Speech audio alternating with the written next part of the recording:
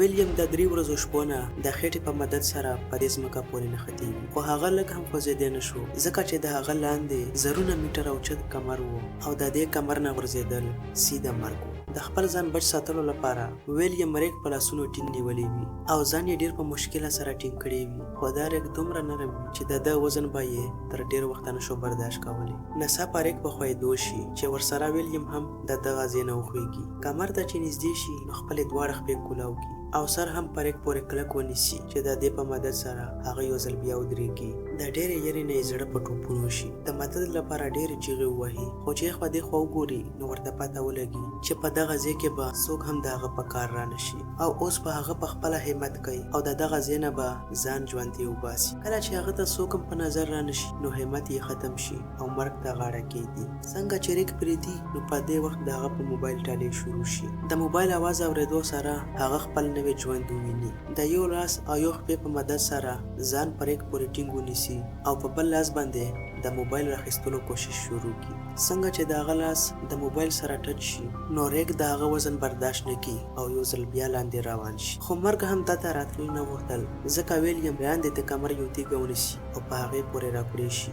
ژوند یې بد شي خو اوس د ده سره صرف یو لار وه، په دې تیږه پورې ځان کلک ساتل او په موبایل باندې د مدد لپاره کار کول. هغه د یو نوې لارې جوړولو سوچ کوي چې ناڅاپه لاندې د هغه نظر د سمندر په چپو پرېوځي. دا لیدو سره د هغه دماغ له یو ترکیب راشي. هغه ځان سره ووایي چې کله د سمندر چپه راشي او زه هغې ته ورټوپ کړم نو لاندې په کمر باندې د لګېدو نه به بچ شم او د دغه ځای نه به ووځم. زړه یې دا فیصله ومني او بیا د یو غټې چاپې په انتظار شي. کله چې یو غټه چاپه د کمر طرف ته را روانه شي ویلیام همت وکړي، زړه غټ کړي او لاندې ځان راګوزار کړي. د سمندر چاپې ډېرې غټې وي ځکه هغه سیده په کمر باندې د لګېدو نه بچ شي او ژوند یې محفوظه شي، خو بدقسمتۍ نه هغه دومره په تیزۍ سره راګوزار شوی و چې یو خپه یې د کمر سره په لګېدو باندې ماته شوي وي. د بېهوشۍ نه مخکې هغه د سمندر نه راووځي او یو کاڼي ته راوخیږي.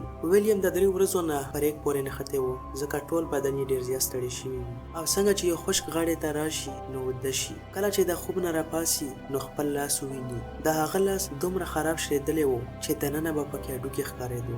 دا لیدو سره ویلیام ډېر زیات په ټینشن کې شي، خو هغه سره اوس د سوچونو وخت نه و ځکه د هغه لپاره اوس د دغه ځای نه زر تر زره وتل پکار و. ویلیام ډېر په مشکله ودرېږي او څنګه چې یو قدم واخلي نو ډېر په تیزۍ سره ځمکې ته راګوزار شي او هم په دغه ځای بېهوشه شي. څه وخت پس د سمندر یو غټه چاپه راشي او ویلیام ته راورسي چې د هغې په وجه ویلیام په هوش کې راشي. ویلیام یو ځل بیا د اوچتېدو کوشش وکړي او د دغه ځای نه د وتو فیصله وکړي، خو یوې خپې هغه ته هېڅ جواب نه ورکولو ځکه چې د راغورځېدو په وخت د زنګونه ډوکې مات شوی و او په ارام ارام یې باقي وجود هم کار پرېښودو. ویلیام چې خپې ته حرکت ورکړي نو ډېر په مشکله سره یې صرف ګوتې وخوځېږي، باقي ټوله خپه یې مړه شوې وي. د ډېر ګبراهټ نه په زوره زوره چغې ووهي، خو په دې ځای کې د ویلیام اواز اورېدو والا څوک هم نه و. د ژوند امید یې یو ځل بیا ختم شي او هغه مرګ ته غاړه کېږدي، خو په دې وخت هغه ته خپل موبایل رایاد شي، په مخ یې سکون راشي او ډېر په تیزۍ سره بیک راواخلي. د غاښونو په مدد سره زیب کولاو کړي، موبایل راوباسي، خو هغه وویني چې موبایل ته اوبه ننوتې دي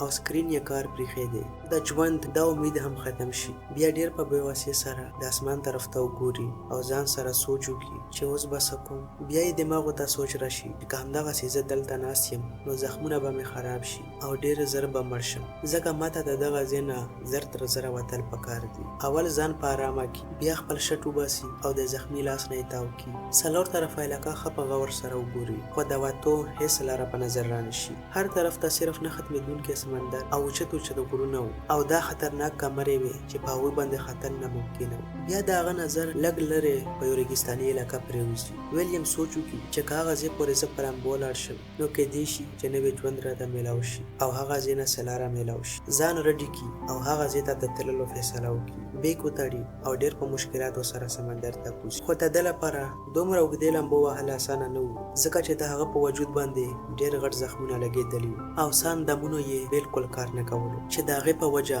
د باقي وجود طاقت هم ډېر په تیزۍ سره په کمېدو شي. لږ مخکې چې لاړ شي نو ټول طاقت یې ختم شي او وجود هغه ته جواب ورکول بند. ویلیام د تیږې په شان په سمندر کې په ډوبېدو شي، خو څنګه چې ساه په بندېدو شي نو هغه ته د مرګ احساس وشي او دماغو ته یې د خپلې ښځې او بچو یاد راشي. یو ځل بیا په ځان کې همت پیدا کی، پوره طاقت ولګي او د سمندر نه ځان را بهر په یو لاس باندې لامبو شروع کی او ډیر په جذبې سره هغه خشکې ته ورسی. څنګه چې د اوبو نه را بهر شي نو هم په دغه ځای وده شي، ځکه چې ډیر زیات ستړی شوی و. خو په ده باندې امتحانونه د ختمېدو والا نه و.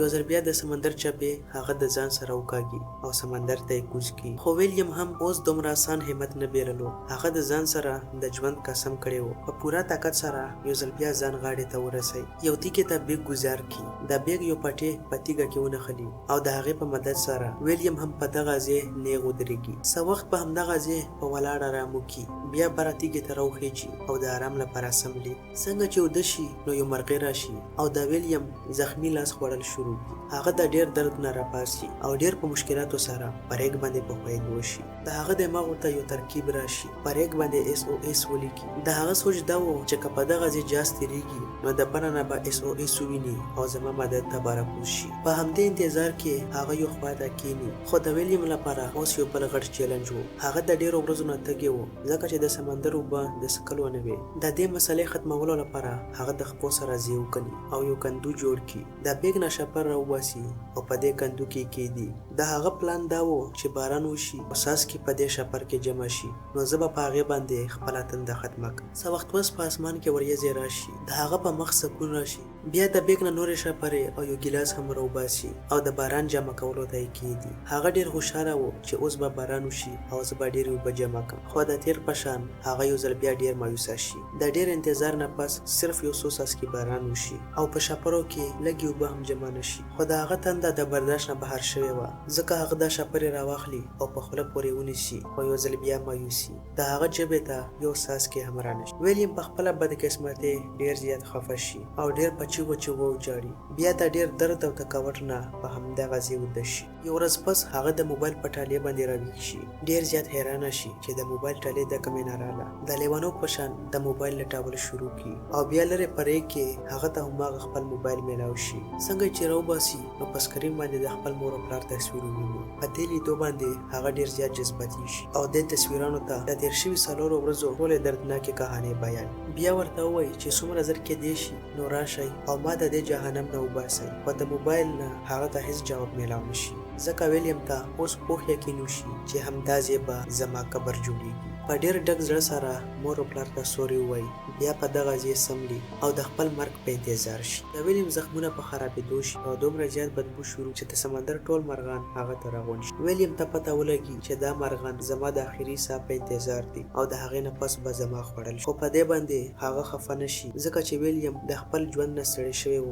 ځکه اوس هغه زر تر زره مرګ غوښتو چې د نه ختمېدونکي تکلیفونه مې ختم شي. لږ ساعت پس چې هغه په غلطۍ سره سترګې وغړوي نو ده ته لرې په سمندر کې یو کشتۍ په نظر راشي. دا لیدو سره د هغه په زړه کې د ژوند امید یو ځل بیا پیدا شي. ځان کې همت پیدا کړي او د پاڅېدلو کوشش وکړي. ویلیم ته پته ولګي چې همدا کشتۍ د ژوند اخري امید دی او زر تر زره هغې ته رسېدل پکار دي، ځکه هغه ډېر په مشکلاتو سره په مات ګوډ لاسونو باندې روان شي. د سمندر تیزو چپو به هغه بار بار غاړې ته راوړو. خو ویلیم په هر حالت دې کشتۍ ته ځان رسول غوښت، ځکه هر ونه مني او بار بار د مخکې تلو کوشش کوي.